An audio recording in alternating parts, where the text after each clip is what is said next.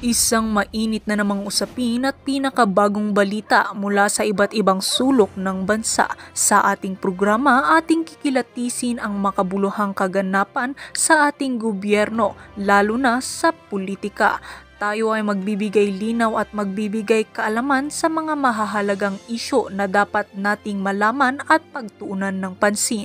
Ito ay magbibigay linaw sa ating mga kaisipan upang maging wais sa pagboto sa mga susunod pang mga eleksyon. Isang malaking iskandalo ang lumabas sa politika ng bansa matapos ibulgar ni Vice Presidente Sara Duterte na si Gloria Mercado, isang dating opisyal ng Department of Education o DepEd, ay binigyan ng isang script mula sa Quad Committee sa Kongreso upang siraan ang kanyang pangalan.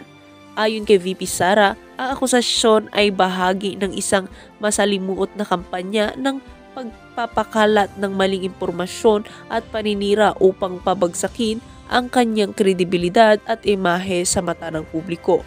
Sa isang press briefing kahapon, tahasan ng isiniwalat ni VP Sara ang impormasyon tungkol sa umano'y pakikipag-ugnayan ni Mercado sa ilang miyembro ng Quad Committee, isang grupo ng mga mambabatas na malalapit sa mga negosyante at may mga interes sa politika.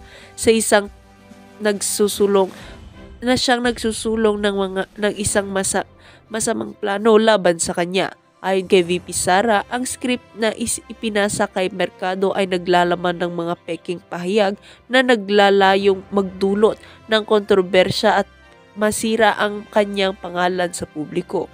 Ayon kay VP Sara, ang mga pahayag na ipinakita ni Mercado ay bahagi ng isang malawakang diskarte upang guluhin ang kanyang posisyon bilang Vice Presidente.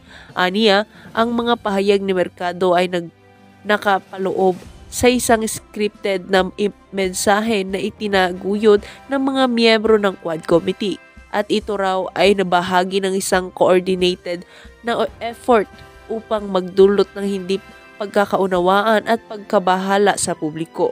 Ayon kay Gloria Mercado, hindi siya aware na sa kabuuan ng plano, ngunit aminado siya na siya ay binigyan ng ilang pahayag na dapat niyang isalaysay sa publiko.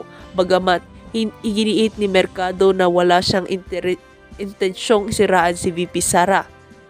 Namin niya na ang mga pahayag ay naglalaman ng mga impormasyon na hindi niya personal na napatunayan.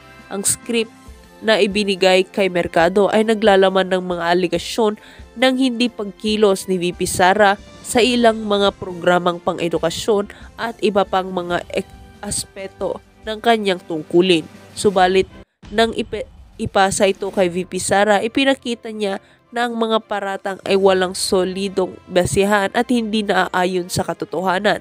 Ang Quad Committee, isang grupo ng mga mambabatas na may koneksyon na malalaking negosyo at may impluwensya sa Kongreso, ay hindi agad nagbigay ng komento hinggil sa isyu. Gayunpaman, ang ilang miyembro ng Kongreso